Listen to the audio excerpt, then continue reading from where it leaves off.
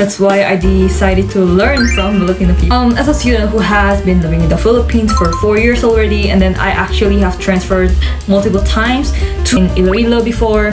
I tried Baguio City, I tried Bacolod. I became more attentive because people in the Philippines, they're really friendly. Actually, hi everyone, this is Lynn here. In today's video, I'm going to talk about high school differences between Korea and the Philippines. This is gonna be so fun. I promise. I can definitely assure that this video is gonna be so fun. So I hope you guys will continue watching this video to the end.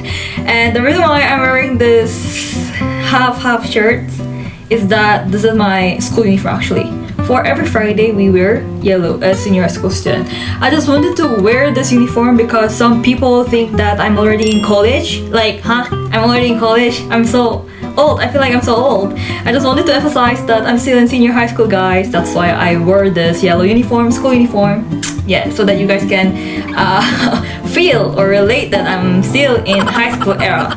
I don't wanna graduate high school, guys. Time flies so fast. I can definitely say that time flies so fast, and then I don't want to, I don't want my high school era to end. That's why I'm enjoying my life right now. I'm wearing uniform. I feel like I will definitely miss wearing uniform when I graduate high school. Like, yeah, I can definitely say that. Well, as a student who has been living in the Philippines for 4 years already, and then I actually have transferred multiple times to different cities. Actually, I studied in Iloilo before. Of course, I could not complete my complete one school year there, but I tried Iloilo, I tried Baguio City, I tried Bacolod, I have tried like so many cities. And then even in my city right now, Dumaguete City, I tried several schools here. Yeah. Even like small private school to big private school, which is my current school, big private school. That's why I just wanted to share this moment because while I transferred to like so many different schools, I faced so many different people with different characteristics. Of course, they're from Philippines. Of course, all Filipino people, because I could not really meet foreign friends here since I'm not going to international school here. That's why most of the people I met in the Philippines are like pure Filipino people, and then I met them like several times in different cities, different age, different, they really had many differences as well depending on the cities. And then I kind of like had hard time adjusting myself in every different era, but I was able to manage it through coping mechanism. I don't know how I can say that. Coping mechanism would be the perfect term for the situation. So I just wanted to share this moment because I actually arrived in the Philippines when I was in grade 8, and I actually studied my grade 8 in Korea as well. I continued my grade 8 in the Philippines. Well, grade 8 in Korea, we call that era as Jung-i-byung era, which means very, very chaotic era. The puberty, adolescence era, that's the culmination of conflict, and then conflict between our mental condition and then physical condition, because sometimes we think that we're already grown up, especially me when I was in grade 8 as well. I thought I was already grown up. I thought I was mature enough, but in reality I was just grade 8. Well, maybe my physical appearance may look mature. I was not actually mature, especially my mindset. That's why I had conflict. And then that era, we call it as Jung-i-byung era. Okay? That's what Jung-i-byung era means. I'm not really sure if Filipino term also has that kind of description. Yeah, the most chaotic term in high school era. Well, many Korean people mention Jung-i-byung era. Like, definitely I can say that. And then during my Jung-i-byung era, I transferred to Philippines, right? I definitely had hard time because most chaotic era actually. If I am not mistaken, then my grade 8 era in Korea was definitely chaotic era as well. And then also in the Philippines, it was one of the most chaotic era I have ever experienced. That's why I'm going to share this experience with you guys. I hope you guys would enjoy this content. So the first one I'm going to talk about is friendship. Well, maintaining friendship can be definitely hard or easy for some people. it actually depends on one's personality, especially for introverted people. It's really hard to make new friends, especially every new school year. I was really having a hard time making new friends because I'm really introverted person, and then I am very sensitive in like extent of making new friends. I don't know how I can describe this, but I tend to try to read people's mindset, people's mind. Like, what if they think I'm too, pretend to be too close. I usually concerned about that. Yeah, I could definitely say that. But in the Philippines, well, I'm not really sure about now, but I can say that my personality has changed a lot, especially when making new friends or building new friendships. I am more attentive. Yeah, I could say that actually I became more attentive because people in the Philippines, they're really friendly. Actually, this is no lie. I can say that people in the Philippines are way friendly than people from other country, especially students. They're really like, they don't usually have stereotype towards foreigner. No racism. Well, I can say that. That's why I did not really have hard time before, because people really approached me first, and then I still feel thankful towards all my friends I have been through in the Philippines, because they're the one who approached me, and then they did not even have any stereotype about Korean. Like, some people have stereotype towards foreigners, and then I was kind of afraid to it. Maybe what if people think that I'm like following that stereotype, but right now I have not really met people like that in the Philippines. They're really open-minded, I can say that. Maybe because Philippines have so many foreigners, like so many tourist people. That's why they're really open-minded, especially in my city, Dumaguete City. It is really normal to see many American, British, that foreigners. That's why they're really open-minded, and then I sincerely appreciate it. Actually, I didn't really have hard time having new friends.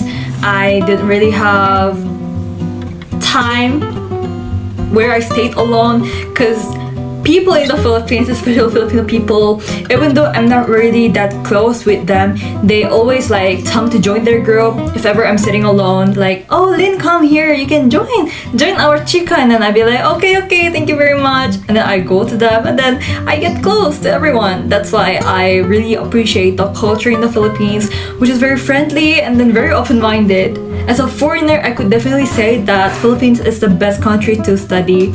Yeah, especially when you're in high school. Also, I'm gonna continue my college, because I remember like in my community, some people like ask me where I'm gonna continue my college, but probably I'm gonna continue my college in Dumaguete City. I'm planning to enroll Suleiman University. And the second thing I'm gonna talk about is Filipino students' confidence. Actually, in the Philippines, especially high school in the Philippines, we have so many events, right? Like intrams, Christmas party, or like etc. other events as well.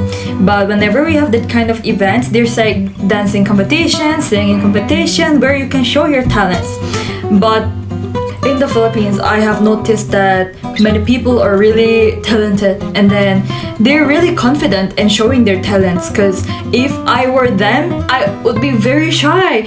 Actually, a few months ago, people asked me if I wanted to join dancing thingy to perform in front of people, but I refused it because I was afraid of things performing in front of many people. Well, that's why I said, I'm so sorry, I don't think I can do it because of so many people watching me. But I noticed that many Filipino people are very confident in showing their talents, and then even every time we do speech, they're really confident. That's why I was really nervous before, like first time in oral defense, for the research thingy, oral defense. I was really nervous to like read what all this is about, and then I answered their questions. But Filipino students, they're really confident enough. I was really surprised about that, and then that's where I have realized that I have to learn that from Filipino, because sometimes confidence is really important. Actually, not sometimes. Most of the times, confidence is really important to express myself, especially express my thoughts, feelings, and talents. That's why I decided to learn from Filipino people. Because when I was in Korea, actually until now, I'm very quiet student. I'm very quiet student. You know that one classmate who's really silent every single time? That's actually me. I'm very quiet student. That's why I am very shy to, do something in front of people. Maybe I'm not really confident. That's why I decided to learn things from my friends, like to be more confident. And the third thing I'm gonna talk about is fashion. I think many people are curious about this part because the appearance of students in each country may look different. In Korea, whenever we go to school, we tend to wear, actually we wear uniform, right? Every school has uniform in Korea, also in the Philippines as well. But in Korea, when we wear uniform, we wear jacket. Actually in the Philippines as well, but the jacket the students wear in Korea, it mostly don't really have color. It's mostly like gray, black, or white. It's mostly like dark skin color. Yeah, that's why students in Korea, they usually wear simple dark skin color jacket. Yeah, especially hoodie. They mostly wear hoodie, and then they like to wear brand of Nike, Adidas, I think, yeah. And in the Philippines, I'm not really sure about other schools, but based on my school and then based on my experience, we also wear jacket because there's aircon, yeah, and then we tend to catch cold if ever we get too much cold air from the aircon. So we wear jacket, but I noticed that Filipino people wear colorful jacket as well. Like jacket has color. Yeah, bright color. It actually depends on one's aesthetic, but based on my experience, I saw people wearing colorful jacket, or for girls, they wear like cardigan. Like very aesthetic cardigan. Yeah, I think that's the difference between Korean high school student and Filipino high school student. I haven't really seen people wearing like dark color jacket. Usually it's very colorful or like bright color. Yeah, that's what I have noticed. And of course, I think I mentioned this in my previous video, but in Korea, short skirt is famous. Like short skirt is trend. Like skirt above the knee, and then the width should be narrow. It's not that wide.